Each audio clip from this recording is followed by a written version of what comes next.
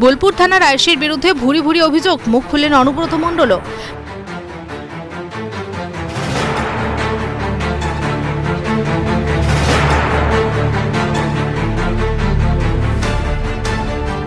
বোলপুর থানার আয়েশি লিটন হালদারের বিরুদ্ধে উঠছে গুরুতর তোলাবাজির অভিযোগ শহরে তোলাবাজি করে চলেছেন তিনি নিজেই।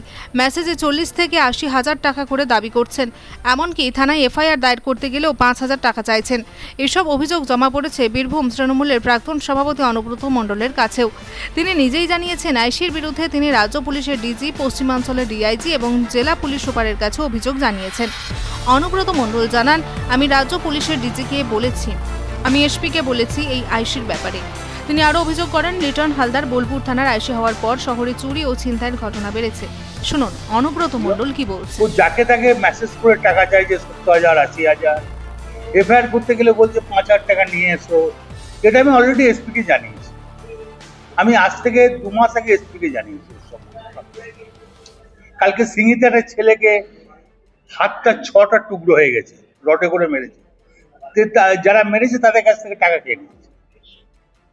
এখন তো অভিযুক্তরা কেউ গ্রেফতার হয়নি। হ্যাঁ, 2টো ফালতু লোক অ্যারেস্ট হয়েছে। যে অরিজিনাল স্বপন, তাকে এখন অ্যারেস্ট করা হয়নি। স্বপন এবং সঞ্জীব মুখার্জি, স্বপন, এরা এখন অ্যারেস্ট হয় এবং সাংঘাতিকভাবে মারধর করা হয়েছে। হ্যাঁ, আপনারা দেখিয়েছেন, টিভিতে দেখিয়েছেন। এই অরাজকতা বোলপুর শহরে চলছে।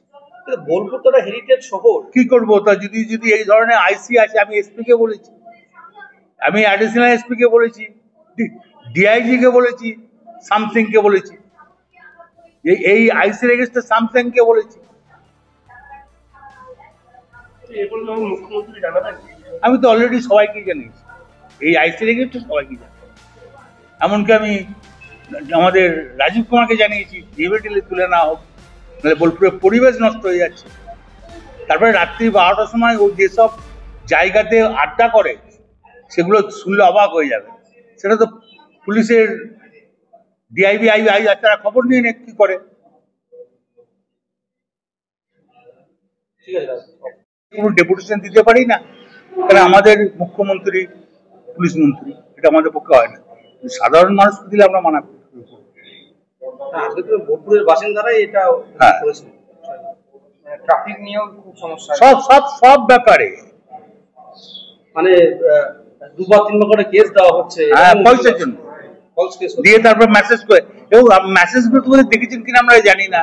70,000 40,000 করে মেসেজগুলো আছে, আমরা আমাকে দেখাতে এসেছিলাম, আমি দেখে আইসি নিজেই মেসেজ করছে। বোলপুরের পরিবেশ তো এরকম ছিল না, এটা এই আইসিএসএ নষ্ট করে দিল।